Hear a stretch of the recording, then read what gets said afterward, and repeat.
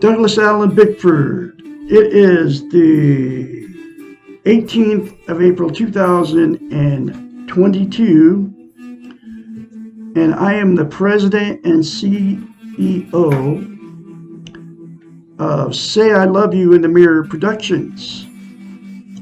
My house is registered as a nonprofit, and I am broadcasting live out of my 105-year-old house here in Klamath Falls, Oregon, which is my hometown, representing Dr. Susanna McMahon. She got a doctorate in psychology. She also has a master's in philosophy. Her name's Susanna McMahon. I'm teaching out of her book here, The Portable Therapist. She lives in Madrid, Texas. She's 73, lives with her husband. Anyway, this book was published in 1992, so she wrote it in the 90s. She was a counselor, a therapist, a psychiatrist, many years. I don't know if she's still doing it or not, but you can't find out much information about this lady, okay? And in this book, it talks about how we've been taught and trained not to have self-esteem. Almost every chapter talks about it, okay? And she knew this back in the, when she was practicing 70s, 80s, 90s. They were using the television and all that to do it. Teach us not to love ourselves. The churches, the state governments, all of it. But the big one is they used media, and then they used religion, okay, to train us not to have self-esteem, okay. What self-esteem is, it's also known as self-confidence, self-worth, self-love, okay, those are other words for it. But what it is, how you get a new relationship and you got that feeling towards that other person when the relationship's brand new? That feeling is self-esteem. What self-esteem is that feeling towards yourself, okay? And that's what self-esteem is. It's not a bad thing. It's a good thing to have that feeling towards yourself. But we've been taught and trained not to love ourselves, have that good feeling for ourselves. She knew that we're being trained out of it. And she came up with a very simple concept. It's called mirror therapy. She's the originator of mirror therapy. And no, you've never heard this before because nobody's teaching it. I'm the absolute only one teaching it. And on the internet, on the television, in fact, the two words self-esteem is like a taboo subject. Nobody talks about it. If you bring up the two words, people are like, whoa. So, you don't hear anybody talk about it. You never hear anybody tell you or ask you how you feel about yourself inside, because that's what self-esteem is. Okay, but anyway, she came up with mirror therapy. It's a very simple concept. And here it is. And she knew she had to break through to her clients, because she's had thousands of them. To get through to them, they had to have self-esteem, because they hired her to fix their messed up minds. She was a psychiatrist, a therapist, a counselor, right? So they paid her big bucks as a psychiatrist to fix them, okay? And so she came up with this concept for her clients, because you have to have self-esteem to get a healthy mind, and she knew that, okay? Anyway, here's the concept. And it's, you look at yourself in the mirror every day. We're all in front of the mirror every day. Instead of criticizing yourself, say 4 things. Say, I love you. Say, I love my inner child. Say, I'm worthy to be loved and worthy to love. Say, I'm full of goodness. Say that to yourself every day for the rest of your life, literally, because to maintain self-esteem, you can't just say it a few times. To keep it, you have to repeatedly say it. It's like, you know how you lift the weights and then you build muscle mass, self-esteem, and then if you quit, you have to start over lifting weights again. You know, start out at a lower weight, okay, to get back up to where you were. And it's lots of hard work, hours of practice, right? Lifting weights if you want to maintain the muscle mass. Self-esteem is the exact same thing. If you quit saying that to yourself in the mirror, you will lose self-esteem. You have to start over. So if you're going to do it, you have to plan on saying it every day for the rest of your life. Okay. Then it'll give you self-esteem and you'll maintain self-esteem. Okay. And it all comes from a psychiatrist. Okay. And the reason that self-esteem is so important, that nobody's teaching self-esteem. Nobody's telling you how to get it. Nobody's telling you how simple it is, and those 4 things to yourself in the mirror are that simple, and nobody's telling you how important it is. And the reason it's so important is you can't love without it, you can't be loved without it, and you also can't be content. What content means is you feel good about how, where, and what you are. It's also known as internal peace.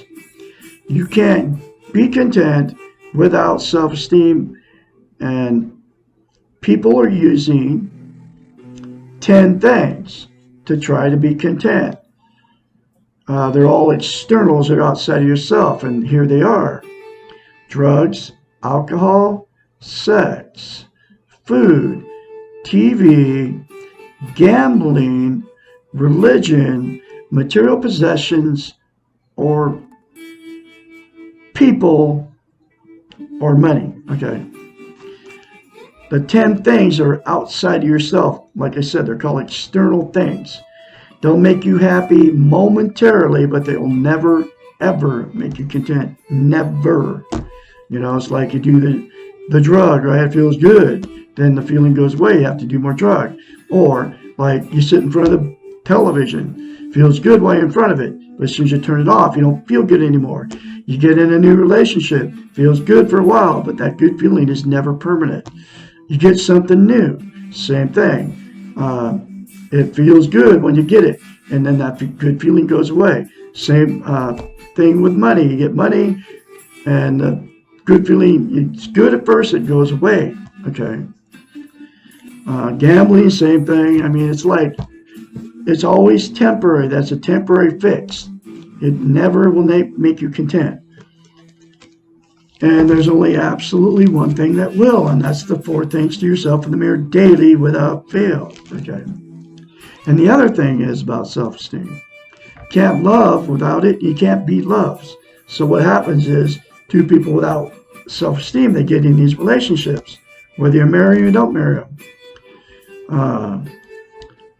After that good feeling goes away, it may take a little while, but after that good feeling goes away, the relationship becomes toxic because you can't love without self-esteem. You can't be loved without self-esteem. And there's billions of the people on the planet without it because nobody's teaching it. Okay? Except for Douglas Allen Bickford here in Klamath Falls, Oregon. I used to live in Spokane, Washington. But anyway, so the relationship, that's when as soon as good feeling goes away in the new relationship, the fighting and arguing and the drug use and all the bad stuff that starts happening, right? Because you don't love each other and you don't even know this is what's happened to you because nobody's telling you. Okay? So the relationship turns toxic, and then you'll either do 2 things. You'll split up with that person and then split up with them and then blame it on they'll blame it on you, you blame it on them. And then you'll go jump in another relationship right out the gate without getting self-esteem. And the exact same thing will happen in that relationship. That's why I've been married 4 times It's why you've been married more than once. It's why you have had many failed relationships, because you went in before you loved yourself. The only way to get a healthy relationship is to attain self-esteem, and then you'll attract somebody that has self-esteem. Okay? And then the other thing, there's two more things. And the other thing that will happen with two people with no self-esteem that get married or together, right? They'll stay in that relationship, okay? Even though they both know it's something wrong with it, okay? And what's wrong with it is you don't have self-esteem, so you can't love each other. You can't. You think you're in love, but you don't love each other. And then everything goes bad. The sex, all of it. There's no more sex. There's no more, just communicating with that person. It goes toxic. But then what happens is people stay in that because they're afraid to leave. They don't want to be a failure. They don't have anywhere to go. And they need that person for whatever reason. So then they just stick it out for years. And you all know what I'm talking about. If you're in one or whatever. Then you just sweep it all under the rug and nobody knows that you're both miserable. Because you don't want to be failures, and then people won't respect you if you split up. So you just stay stuck in it for years and you endure all the pain that goes along with it. Okay, and then the last thing that'll happen is you'll just say, screw it, I'm not going to be with anybody ever again. And they just end up alone. Okay, and there's a lot of people doing that too. But everything get changed for all of those situations if both people in the toxic relationship would attain self-esteem. Then you could work it out, okay? You wouldn't be unhappy anymore with each other because you would change it by loving yourself, okay? And then if you're in a toxic relationship and you get self-esteem and the other person doesn't, they'll give you the strength to get out, because once you attain self-esteem, you won't be abused anymore, and you won't let somebody abuse you. Okay, and so those are the three things that happen in toxic relationships, and they always turn toxic if you go in with no self-esteem. And the absolute only way to get a healthy relationship is to love yourself first before you ever try to love somebody else.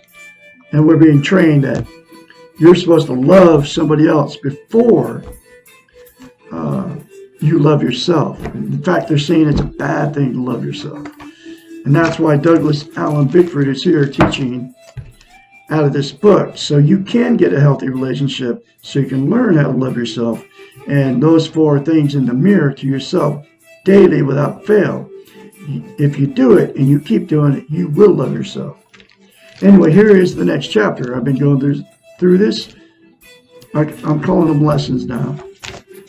It's the next lesson. Is lesson 54. Why can't I stand up for myself? The fear of being assertive or standing up for ourselves is most often related to our training. And here's that training she talks about in every chapter. Related to our training on how to be good. I mean, we've been trained since little kids, folks. Our training on how to be good or nice. Because our training has not taught us how to love ourselves, just like I just told you. We have focused our time and energies on people-pleasing behaviors in order to be loved. And that's what having to have a like on Facebook is all about, folks. You want people to like you, so you won't do anything or say anything that you think people won't like. Okay, just like this video series I'm putting up. People won't like it because I'm saying this stuff. I'm trying to help you. Okay.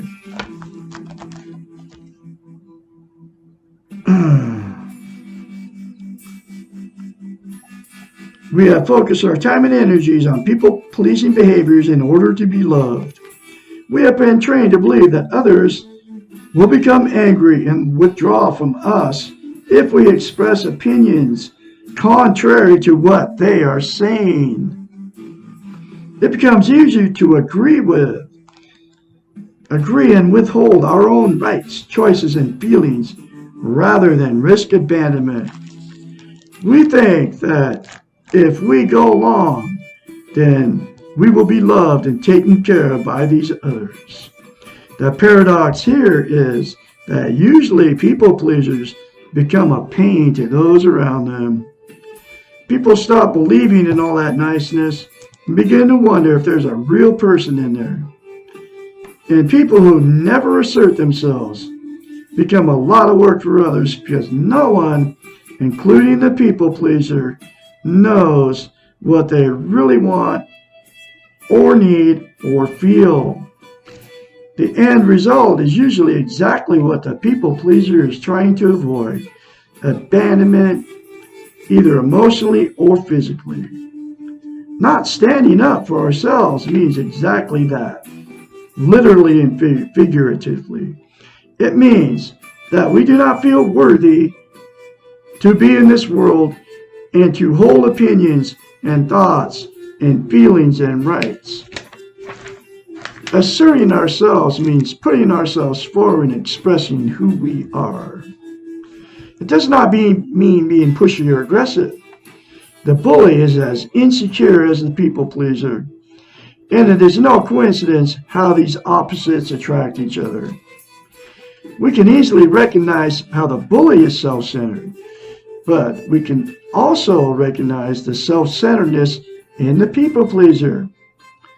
This person has delegated their rights to take care of themselves to others. They have bartered their ability to love themselves by expecting others to love them because of their nice behaviors. They try to have others around them assume the responsibility for their lives by never taking charge of their own lives. They are self-centered because they are using their people-pleasing behaviors to fulfill their own needs.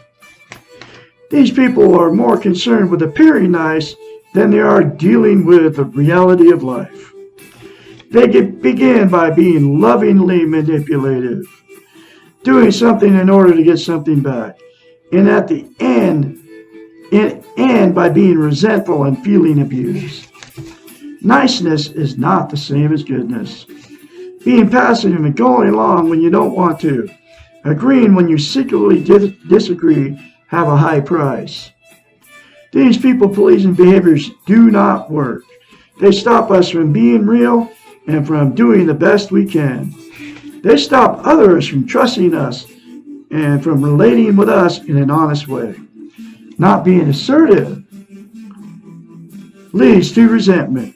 Resentment within ourselves for not having our needs met, and resentment in others for having to take care of us.